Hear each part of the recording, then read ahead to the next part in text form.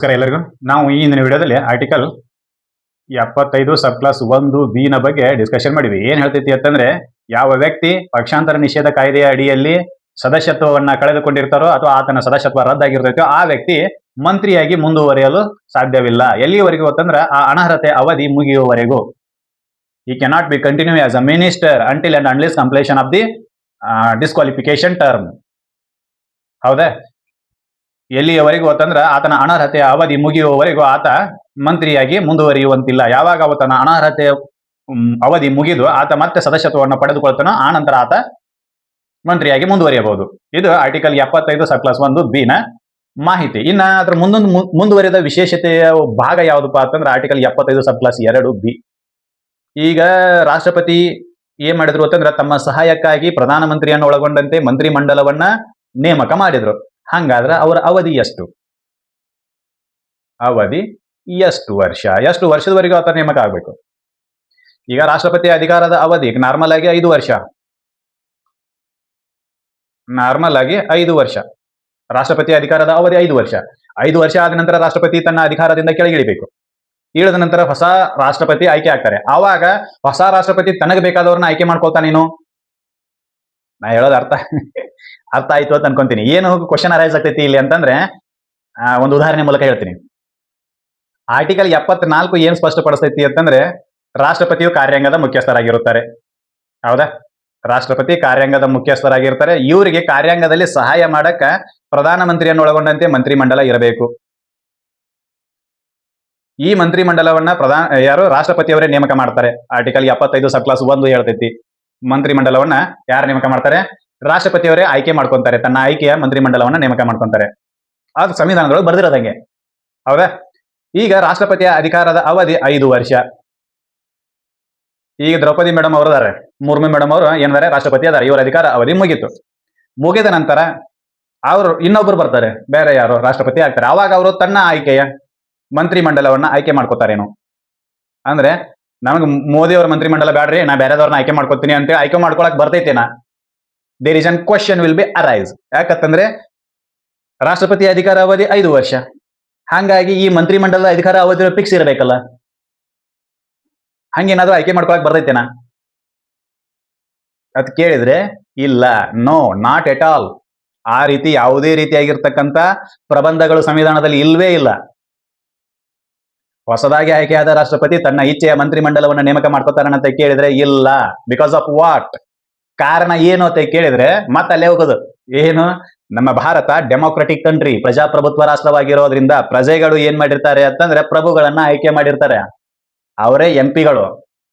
ಆ ಶಾಸಕಾಂಗದ ಪಕ್ಷದ ಉನ್ನತ ನಾಯಕನನ್ನ ಆ ಪಕ್ಷವೇ ಡಿಟರ್ಮೈನ್ ಮಾಡಿರ್ತೈತಿ, ನಿರ್ಧಾರ ಮಾಡಿರ್ತೈತಿ. ಈ ಪಕ್ಷವು ಈಗ ಬಿಜೆಪಿ ಪಕ್ಷ ಆಯ್ಕೆಯಾಗಿ ಬಂದ್ರೆ ನರೇಂದ್ರ ಮೋದಿ ಅವರೇ ಪ್ರಧಾನಮಂತ್ರಿ ಆಗಬೇಕು ಅಂತೇಳಿ ಎಲ್ಲಾ ಆಯ್ಕೆ ಸದಸ್ಯರು ಒಮ್ಮತದಿಂದ ನಿರ್ಧಾರ ತಗೊಂಡಿರ್ತಾರೆ.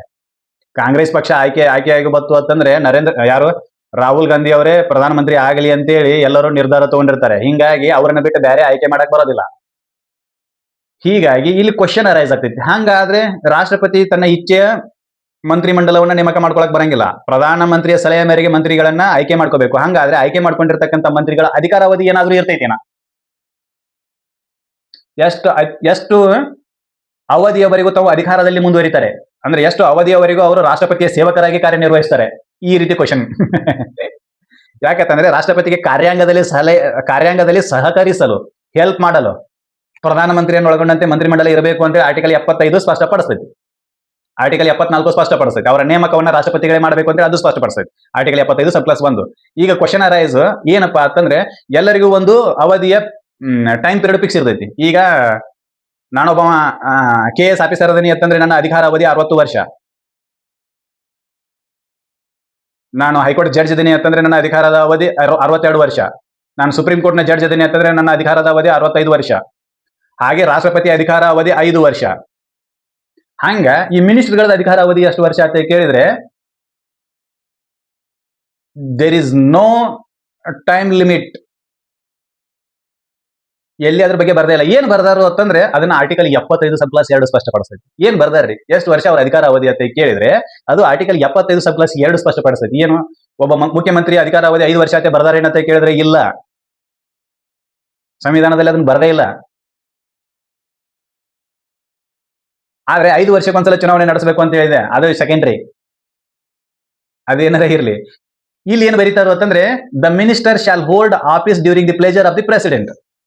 ಆರ್ಟಿಕಲ್ 75 ಸಬ್ ಕ್ಲಾಸ್ 2 ಏನು ಸ್ಪಷ್ಟಪಡಿಸ್ತೈತಿ, ಎಷ್ಟು ವರ್ಷದವರೆಗೂ ಅವ್ರು ಅಧಿಕಾರದಾಗ ಇರ್ತಾರೋ ಅಂತಂದ್ರೆ ಎಲ್ಲಿವರೆಗೂ ರಾಷ್ಟ್ರಪತಿಗಳ ಮನಸ್ಸು ಇವನೇ ಮಂತ್ರಿಯಾಗಿರ್ಲಿ ಅಂತೇಳಿ ಅವರು ಒಪ್ಪಿಕೊಂಡಿರ್ತಾರೋ ಅಲ್ಲಿವರೆಗೂ ಮಾತ್ರ, during the pleasure of the president. ರಾಷ್ಟ್ರಪತಿಯ ಇಚ್ಛೆ ಎಲ್ಲಿಯವರೆಗೂ ಇರ್ತೈತೋ ಅಲ್ಲಿವರೆಗೂ ಮಾತ್ರ ಅವರು ಮಂತ್ರಿಯಾಗಿ ಮುಂದುವರಿತಾರೆ. ರಾಷ್ಟ್ರಪತಿ ಇಚ್ಛೆ ಬ್ಯಾಲೆ ಹೋಗಿ ನಾ ಬೇರೆದವ್ನು ಮಾಡ್ಕೋತೇನೆ ಅಂದ್ರು ಅಂತಂದ್ರೆ ಅವ ಅಲ್ಲಿಗೆ ರಾಜೀನಾಮೆ ಕೊಡ್ಲೇಬೇಕು, ಇಲ್ಲ ಅಥವಾ ಅಂತಂದ್ರೆ ಅವನ ಪದವಿಯಿಂದ ಕಸ್ಕೋತಾರೆ president. He has an that much of power. But ಅವ್ರು ತನ್ನ ಮನಸ್ಸಿಗೆ ಇಚ್ಛೆ ಬಂದಂಗೆ ಮಾಡ್ಕೋತಾರೆ ಅಂತ ಕೇಳಿದ್ರೆ ಇಲ್ಲ. ಈಗ ಪ್ರಧಾನಮಂತ್ರಿ ಯಾರದಾರಪ್ಪ ಅಂತಂದ್ರೆ ನರೇಂದ್ರ ಮೋದಿ ಅವರು ಅದಾರೆ.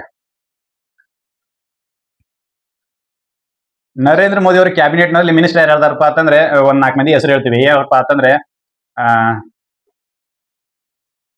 ರಾಜನಾಥ್ ಸಿಂಗ್, ಕಿರಣ್ ರಿಜಿಜು, ಆಮೇಲೆ ಜೈಶಂಕರ್, ಇಷ್ಟೆಲ್ಲ ಮಂದಿ ಮಿನಿಸ್ಟರ್ ಇದಾರೆ. ಇವರು ಮೇನ್ ಮಿನಿಸ್ಟರ್ ಅಂತ ಅನ್ಕೊಳ್ಳೋಣ. ಇವ್ರು ಎಲ್ಲಿವರೆಗೂ ಮಿನಿಸ್ಟರ್ ಗಿರಿಯಲ್ಲಿ ಮುಂದುವರಿತಾರು ಅಂತಂದ್ರೆ ರಾಷ್ಟ್ರಪತಿಯ ಇಚ್ಛೆ ಎಲ್ಲಿವರೆಗೂ ಇರ್ತೈತೋ ಅಲ್ಲಿವರೆಗೂ ಇವ್ರು ಮುಂದುವರಿತಾರೆ. ಫಾರ್ ಎಕ್ಸಾಂಪಲ್, ಇವತ್ತು ರಾಷ್ಟ್ರಪತಿ ಅವ್ರು ಏನ್ ಮಾಡಿದ್ರು ಅಂತಂದ್ರೆ ಇಲ್ಲ ರಾಜನಾಥ್ ಅವರು ಸರಿಯಾಗಿ ಕೆಲಸ ಮಾಡತ್ತಿಲ್ಲ, ನನಗೆ ರಾಜನಾಥ್ ಅವ್ರು ಬೇಡ ಅಂತೇಳಿ ರಾಜನಾಥ್ ಅವ್ರನ್ನ ತೆಗೆದುಗಿರಿ ಅಂತೇಳಿ ಅವ್ರ ರೆಸಿಗ್ನೇಷನ್ ಲೆಟರ್ ಅನ್ನು ಕೇಳಕ್ ಬರ್ತೈತೇನಾ ಅಂತ ಕೇಳಿದ್ರೆ ಮೀನಿಂಗ್ ಮಾತ್ರ ಅದೇ. ಏನು ರಾಜನಾಥ್ ಸಿಂಗ್ ಅವರೇ ನೀವು ಸರಿಯಾಗಿ ಕೆಲಸ ಮಾಡಕತ್ತಿಲ್ಲ, ನೀವು ಅಧಿಕಾರದಿಂದ ಕೆಳಗಿಳಿರಿ ಅಂತ ಹೇಳಿದ್ರೆ ಅವ್ರು ಕೆಳಗಿಳಿಲೇಬೇಕು. During the will of the president. ಅವರು ರಾಷ್ಟ್ರಪತಿಯ ಮನಸ್ಸಿನ ರಾಷ್ಟ್ರಪತಿಯ ಇಚ್ಛೆ ಎಲ್ಲಿವರೆಗೂ ಇರುತ್ತೋ ಅಲ್ಲಿವರೆಗೂ ಅಧಿಕಾರದಲ್ಲಿ ಇರ್ತಾರೆ ಮಿನಿಸ್ಟರ್. ಈಗ ರಾಷ್ಟ್ರಪತಿ ಅವ್ರು ನೀವು ರಾಜೀನಾಮೆ ಕೊಡ್ರಿ ಅಂತ ಹೇಳಿ ಕೇಳಿದ್ರೆ ಕೊಡ್ಬೇಕು ಅವರು. ಕಿರಣ್ ರಿಜಿಜು ಅವರೇ ನೀವು ಸರಿಯಾಗಿ ಕೆಲಸ ಮಾಡಕತ್ತಿಲ್ಲ, ನೀವು ಮಂತ್ರಿಗಿರಿಯಿಂದ ಕೆಳಗಿಳಿರಿ ಅಂತ ಹೇಳಿದ್ರೆ ಕೆಳಗಿಳಿಬೇಕು ಅವರು. ಜೈಶಂಕರ್ ಅವರೇ ನಿಮ್ಮ ಫಾರಿನ್ ಪಾಲಿಸಿ ನಮಗೆ ಸರಿ ಬರ್ತಿಲ್ಲ, ಅದಕ್ಕೆ ನೀವು ಅಧಿಕಾರದಿಂದ ಕೆಳಗಿಳಿರಿ ಅಂತಂದ್ರೆ ಕೆಳಗಿಳಿಬೇಕು ಅವರು. ಇದ್ರ ಮೀನಿಂಗ್ ಅದು. ಮಂತ್ರಿಮಂಡಲವು ಎಲ್ಲಿ ಮಿನಿಸ್ಟರ್ ಸಚಿವರು ಎಲ್ಲಿವರೆಗೂ ತಮ್ಮ ಏನೋ ಅಧಿಕಾರದಲ್ಲಿ ಮುಂದುವರಿತಾರೋ ಅಂತಂದ್ರೆ ರಾಷ್ಟ್ರಪತಿ ಇಚ್ಛೆ ಇರುವವರೆಗೂ ಮುಂದುವರಿತಾರೆ. ಅದನ್ನ ಆರ್ಟಿಕಲ್ 75 ಸಬ್ ಕ್ಲಾಸ್ 2 ಹೇಳ್ತೈತಿ. ಆದ್ರೆ ಇದು ನಿಜ ಸ್ಥಿತಿ ಹಿಂಗ ಐತಿ ಅಂತ ಕೇಳಿದ್ರೆ ಇಲ್ಲ, ನಿಜ ಸ್ಥಿತಿ ಹಿಂಗ ಇಲ್ಲ. ನಿಜ ಸ್ಥಿತಿ ಇರೋದು ಮೋದಿ ಅವರ ಕೈಯಲ್ಲಿ.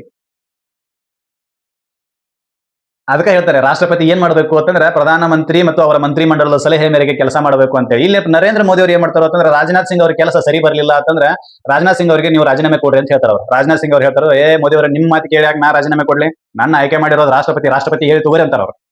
ಅವಾಗ ಮೋದಿ ಅವರು ರಾಷ್ಟ್ರಪತಿ ಹೇಳ್ತಾರೆ ನೋಡ್ರಿ ಸಾಹೇಬ್ರೆ, ಮೇಡಮ್ ಅವರೇ, ಮುರ್ಮು ಮೇಡಮ್ ಅವರೇ, ರಾಜನಾಥ್ ಸಿಂಗ್ ಅವರು ಸರಿ ಕೆಲಸ ಮಾಡತ್ತಿಲ್ಲ, ನಾ ರಾಜೀನಾಮೆ ಕೊಡಕತ್ತಿಲ್ಲ, ನೀವು ಅವ್ರ ರಾಜೀನಾಮೆ ಇಸ್ಕೊಂಡ್ಬಿಡ್ರಿ ಅಂತಾರ. ಅವಾಗ ಮುರ್ಮು ಮೇಡಮ್ ಅವರು ಅಣ್ಣಾರ ರಾಜನಾಥ್ ಸಿಂಗ್ ಅಣ್ಣಾರ ಬರ್ರಿ ಇಲ್ಲಿ ನಿಮ್ಮ ರಾಜೀನಾಮೆ ಕೊಟ್ಟು ನಿಮ್ಮ ಮನೆಗೆ ಹೋಗ್ರಿ ಅಂತಂದ್ರೆ ಅವರು ರಾಜೀನಾಮೆ ಕೊಡಬೇಕು. ಯಾಕಂತಂದ್ರೆ ಅಲ್ಲಿಗೆ ಪ್ರೆಸಿಡೆಂಟ್ ಅವರ ಪ್ಲೆಜರ್ ಖತಮ್ ಆಗಿರ್ತೈತೆ ಅವ್ರ ಮೇಲೆ, ನಿಮ್ಮ ಕಾರ್ಯವೈಖರಿ ಅವ್ರಿಗೆ ಸ್ಯಾಟಿಸ್ಫ್ಯಾಕ್ಷನ್ ಇರೋದಿಲ್ಲ. ಅವಾಗ ನೀವು ರಾಜೀನಾಮೆ ಕೊಟ್ಟು ಹೋಗ್ರಿ ಅಂತಂದ್ರೆ ಹೋಗ್ಬೇಕು. ಯಾಕಂತಂದ್ರೆ ನಿಮ್ಮನ್ನು ನೇಮಕ ಮಾಡಿಕೊಂಡಿರೋದು ರಾಷ್ಟ್ರಪತಿಗಳು. ರಾಷ್ಟ್ರಪತಿಗಳೇ ನಿಮ್ಮನ್ನ ಕೆಳಗಿಳಿಸಿ ನೀವು ನಡೀರಿ ಅಂತ ಹೇಳಿದಾಗ ಟರ್ಮಿನೇಟ್ ಮಾಡಿದಾಗ ನೀವು ನಡೆದು ಬಿಡ್ಬೇಕಷ್ಟೇ. ಇದು ಇರೋದಲ್ಲಿ during the pleasure of the president it means during the pleasure of the PM ಅಂತ ಅದರ ಅರ್ಥ. ಆದ್ರೆ ಅದನ್ನ ಬಳಕೆ ಮಾಡುವಂಗಿಲ್ಲ ಅಷ್ಟೇ. During the pleasure of the president is nothing but the during the pleasure of the PM. ಇದು ಇಲ್ರಿ ನೀವ್ ಯಾರು ನನ್ನ ತೆಗಿಯಾಕ ನನ್ನ ಆಯ್ಕೆ ಮಾಡಿರೋದು ಜನ, ನಾ ಏನ್ ನಡೆಯಂಗಿಲ್ರಿ ಅಂತ ಕೇಳಿದ್ರೆ ಅದೆಲ್ಲ ಏನಿಲ್ರಿ ಸಾಹೇಬ್ರೆ, ನೀವು ಅಲ್ಲೇ ಜನರ ಹತ್ರ ಹೋಗ್ರಿ, ಇಲ್ಲಿ ಬೇಡ ಅಂತಾರ ಅವ್ರು. This is N condition. ಇದು ಬಾರಿ ಚಂದ ಐತಿ ಇದು. ಏನ್ ಒಬ್ರದ್ದು ಕೈಯಾಗಿಟ್ಟ ಬಾರಿ ಮಾಡ್ಯಾರನ್ನ. ಏನು ಅಂದ್ರೆ ಈ ಅವಕಾಶವನ್ನ ಯಾಕೆ ಇಟ್ರು ಅಂತಂದ್ರೆ ಯಾವಾಗಾದ್ರೂ ಇದ್ರದ್ದು ಮುಂದೆ ಹೇಳ್ತೀವಿ ವಿಶೇಷತೆ ಏನು, ಯಾಕೆ ಹಿಂಗೆ ಇಟ್ರು ಅಂತೇಳಿ. ಅದಿರ್ಲಿ. ಈಗ ನರೇಂದ್ರ ಮೋದಿ ಅವರು ಯಾವುದೋ ಒಂದು ಪಾಲಿಸಿ ತೊಗೊಂಡಿರ್ತಿರ್ತಾರೆ, ಪಾಲಿಸಿಯನ್ನ ಫ್ರೇಮ್ ಮಾಡ್ತಿರ್ತಾರೆ. ಪಾಲಿಸಿ ಫ್ರೇಮ್ ಮಾಡೋ ಹೊತ್ನಾಗ ಇವರಿಗೆ ಮಿನಿಸ್ಟರ್ಗಳಿಗೆ ಆ ಪಾಲಿಸಿ ಸರಿ ಬರೋದಿಲ್ಲ. ಆದ್ರೆ ಏನ್ ಮಾಡಬೇಕು ಅಂತಂದ್ರೆ ಮಿನಿಸ್ಟರ್ ಸರಿ ಬರ್ತೈತೆ ಸರಿ ಬರೋದಿಲ್ಲ ಅದು ಸೆಕೆಂಡ್ರಿ. ಏನ್ ಮಾಡಬೇಕು ಅಂತಂದ್ರೆ ಆ ಪಾಲಿಸಿನ ಅವ್ರೆಲ್ಲರೂ ಡಿಪೆಂಡ್ ಮಾಡ್ಕೋಬೇಕು, ರಕ್ಷಿಸ್ಕೋಬೇಕು. ಅಂದ್ರೆ ಅಪೋಸಿಷನ್ ಅವರು ಅಟ್ಯಾಕ್ ಮಾಡ್ತಿರ್ತಾರೆ, ಅವಾಗ ಅದನ್ನ ಅವ್ರು ಡಿಪೆಂಡ್ ಮಾಡ್ಕೋಬೇಕು. ಅದು ಬಿಟ್ಟು ಇಲ್ಲ ನೀವೆಲ್ಲ ಹೇಳೋದು ಅಪೋಸಿಷನ್ ಅವ್ರು ನೀವೆಲ್ಲ ಹೇಳೋದು ಕರೆಕ್ಟ್ ಐತಿ, ನರೇಂದ್ರ ಮೋದಿ ಹುಚ್ಚದಾನ, ಏನ್ ಮಾಡಬೇಕು ಸರಿ ಕೆಲಸ ಮಾಡಿಲ್ಲ, ನಾವು ತಂದು ಪಾಲಿಸಿ ಸರಿ ಇಲ್ಲ ಅಂತೇಳಿ ನೀವು ಬಯಕ್ ಶುರು ಮಾಡಿದ್ರಿ ಅಂತಂದ್ರೆ what is the meaning of the government? ಸರ್ಕಾರ ಅನ್ನೋದ್ರ ಅರ್ಥ ಏನು ಉಳಿತ ಅಲ್ಲಿಗೆ? ಅದಕ್ಕೆ ಅವ್ರು ಏನ್ ಮಾಡ್ತಾರೋ ಅಂತಂದ್ರೆ ಯಾರು ಡೈಸೆಂಟ್ ಇರ್ತಾರೋ, ವಿಭಿನ್ನ ನಿಲುವನ್ನ ತಳೆದಿರ್ತಾರೋ ಅವ್ರಿಗೆ ಹೇಳ್ಬೇಕು ನೀನ ಡಿಪೆಂಡ್ ಮಾಡ್ಕೊಳಂಗಿದ್ದಿ ಅಂತಂದ್ರೆ ಕ್ಯಾಬಿನೆಟ್ದಾಗ ಇರ್ಬೇಕು, ಇರ್ಲಿಲ್ಲ ಅಂತಂದ್ರೆ ನಡೆದ್ ಬಿಡಬೇಕು. ಸಚಿವ ಸಂಪುಟದೊಳಗ ಡೈಸೆಂಟ್ ಅನ್ನು ಕೂಡ ಡಿಫೆಂಡ್ ಮಾಡ್ಕೋಬೇಕಾಕೈತಿ. ಹೌದಾ? ಈಗ ಮೊನ್ನೆ ಕೃಷಿ ಕಾನೂನುಗಳನ್ನ ಜಾರಿಗೆ ತಗೊಂಡ್ಬಂದಿದ್ರು ನರೇಂದ್ರ ಮೋದಿ ಅವರು. ಅವಾಗ ಎಲ್ಲಾ ಮಿನಿಸ್ಟ್ರು ಅದು ಸರಿ ಐತೋ ಬಿಡ್ತೈತೆ ಸೆಕೆಂಡ್ರಿ, ಸರಿ ಐತೋ ಇಲ್ಲೋ ಅದು ಸೆಕೆಂಡ್ರಿ. ಕೃಷಿ ಕಾನೂನುಗಳು ಜಾರಿಗೆ ಬಂದ ನಂತರ ಎಲ್ಲಾ ಮಿನಿಸ್ಟ್ರುಗಳು ಎಲ್ಲಾ ಸಚಿವರು ಪಬ್ಲಿಕ್ ಪ್ಲೇಸ್ನಾಗ ಅದನ್ನ ಡಿಪೆಂಡ್ ಮಾಡ್ಕೊಳ್ಳೇಬೇಕು, ಮಾಡ್ಕೊಂಡ್ರ ಅವರು.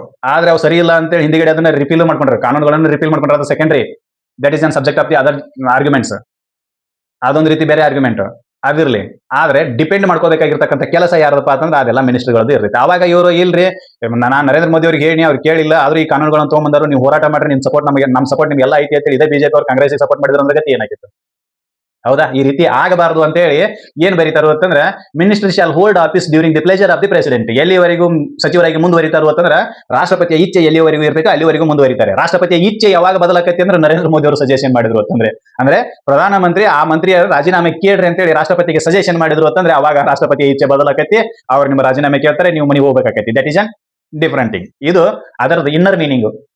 ಯಾಕಂತಂದ್ರೆ ರಾಷ್ಟ್ರಪತಿಗಳು ಯಾರ ಸಲಹೆ ಮೇರೆಗೆ ಕೆಲಸ ಮಾಡಬೇಕು ಅಂತಂದ್ರೆ ಪ್ರಧಾನಮಂತ್ರಿ ಮತ್ತು ಮಂತ್ರಿಮಂಡಲದ ಸಲಹೆ ಮೇರೆಗೆ ಕೆಲಸ ಮಾಡಬೇಕು. ಆವಾಗ ಪ್ರಧಾನಮಂತ್ರಿ ಅವರು ಏನ್ ಮಾಡ್ತಾರೋ ಅಂತಂದ್ರೆ ಈ ರೀತಿ ಸಜೆಷನ್ ಮಾಡ್ತಾರೆ, ಕೇಳ್ರಿ ಜಯಶಂಕರ್ ಅವ್ರದ್ದು ರಾಜೀನಾಮೆ ಕೇಳ್ರಿ ಅಂತ ರಾಷ್ಟ್ರಪತಿಗೆ ಹೇಳ್ತಾರೆ. ಅವಾಗ ರಾಷ್ಟ್ರಪತಿ ಅವರು ಜಯಶಂಕರ್ ಅವರ ರಾಜೀನಾಮೆ ಕೇಳಲೇಬೇಕು. ಅವ್ರು ಕೇಳಿಲ್ಲ ಅಂತಂದ್ರೆ ಏನಕೈತಿ? If he did not ask the resignation from the minister, what happened? ಅವಾಗ ಸಂವಿಧಾನದ ಉಲ್ಲಂಘನೆಯ ತತ್ವವನ್ನ ರಾಷ್ಟ್ರಪತಿಗಳು ಮೈ ಮೇಲೆ ಹೇಳ್ಕೊತಾರೆ.